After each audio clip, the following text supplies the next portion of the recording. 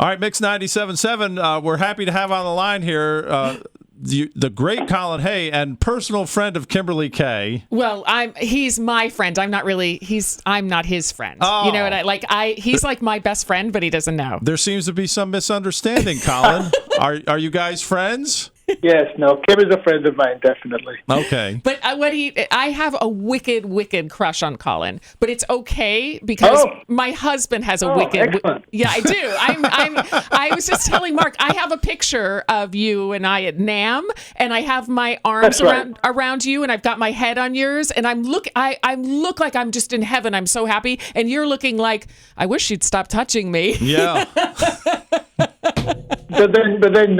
But then Joe was there as well, so it was a kind of a threesome there. It was a threesome. It was a little awkward, I guess. I love him. So, Colin, tell us now, how are things going? You're out touring the country with your new album?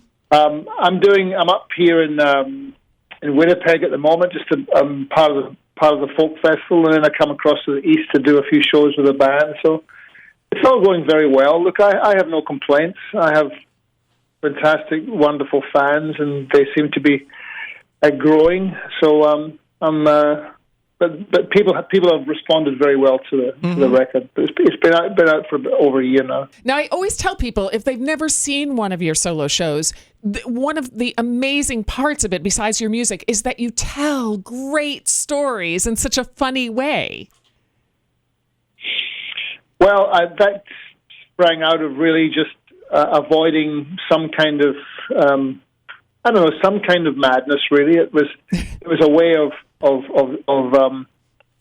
dealing with the fact that perhaps 15, 20 years ago, things were not quite so great for me, certainly in the touring world.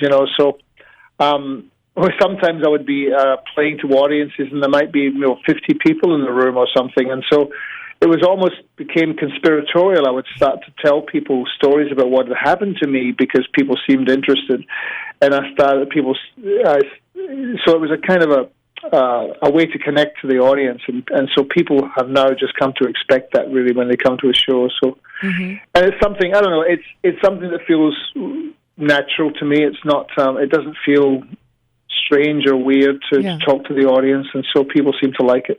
Well, yeah. Yeah, I love it. And there's a documentary now made about your tour and your life, right?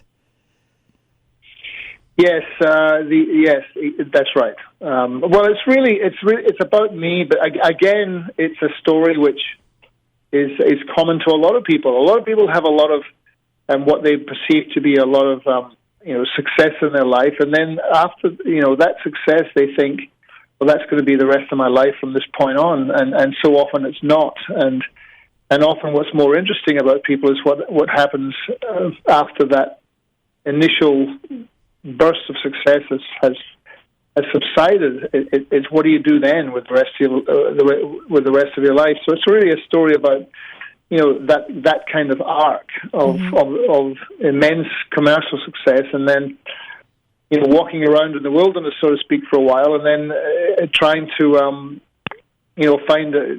find a path to follow, and negotiate your way through, trying to make sense of what you're doing, especially if you want to be still involved with something that you love. In my case, playing music. Yeah. Right. And so what you're kind of referring to is the huge success of Men at Work. Grammys. And then what happened after that. And nobody really can sustain that level of success, except if you're like Justin Bieber. I suppose you might be able to. I don't know. Well, we don't know how long that's going to last. Yeah. Well, he's been doing very well, and that's a good example of someone who's immensely talented, I think, and for a long time, people always, in various ways, even although they may not realize it, there's immense amount of pressure of people trying to drag that person down and whoever it is, and take away that success because they don't particularly like it, or they think it's this, or they think it's that. But if somebody reaches that level of success and sustains it, there's usually, very rarely is there no reason for that success in the first place. Somebody who's been doing it for a long, long time, So I have immense respect for anyone who can really sustain that, because it's very difficult to do. Yeah. Well, I mean, I always kind of think of, not to get philosophical, but as far as in terms why not? Why not? Why do people not like to get philosophical? Yeah, Okay, let me get philosophical, because my definition of success is not what the rest of the people think is successful. It's how I feel about it. Do I feel like I'm doing okay? Then I'm successful. I don't really care whether I mean, that's really all it comes down to, doesn't it? No, it's a little philosophical. No, I cry every time I hear "Waiting for My Real Life to Begin," and I'm playing it now on my guitar, because I'm a has-been actor, and I want that. I want that life back. I'm sad, and my husband is like your wife, who I assume in the song, saying, just be here now, open up your heart, and I'm like, stop saying that. It's exactly. You have no. Well, it can be about anything as well. It's really.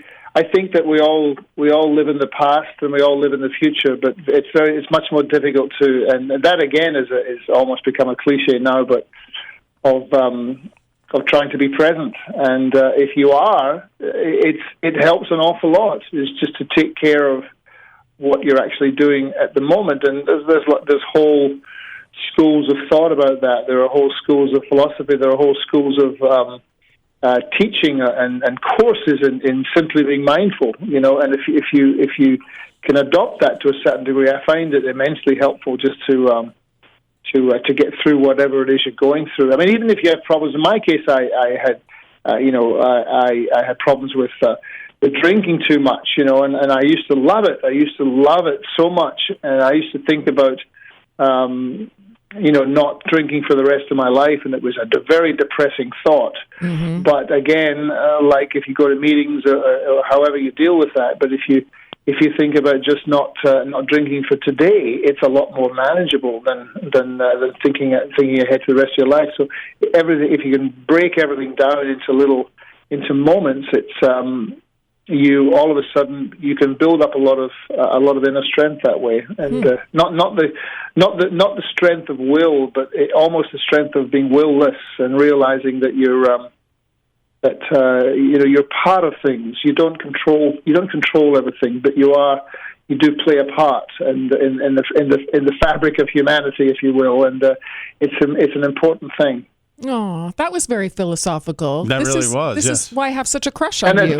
It's very early as well, and I haven't even had any coffee yet. Imagine what would have happened if that were the case. Oh my gosh! If I had coffee, that would have gone on for much longer. Well, Colin, your music is terrific, and you're going to have a great show at the Bardavon on Friday, July 15th. Yep. The doors open at 7:00, but what time are you going to get there? I'll be there at 5:00 because I'll have to do a sound check, and then I'll stay there, and I'll have a wonderful band with me as well this time around. So that's great. All right, so you're going to be there with the band. Whoa! Okay, great. So July 15th, 8 p.m. at the Bardavon in Poughkeepsie. You're going to love the theater, Colin. I don't think you've played the Bardavon before. I know you've played a lot in the area, but you're going to love that theater. I do. And I remember the first time we played in Poughkeepsie was important. The show was very great. The show I remember was great in Poughkeepsie, although I can't remember exactly where it was. But then afterwards, we had to take a helicopter to go and have some interview at Studio 54 in Manhattan. So that particular evening was very, very exciting indeed. And wow. Back in the olden times of the 80s. Yeah. Well, neat. Maybe you played the Civic Center. Yeah, it was Civic Center. Might have been at the Civic Center. Yeah. All right. Well, Colin, all right. We are looking forward to your show on the 15th at the Bardavon. Thanks for taking a few minutes out to talk to us. No worries. Thanks for having me.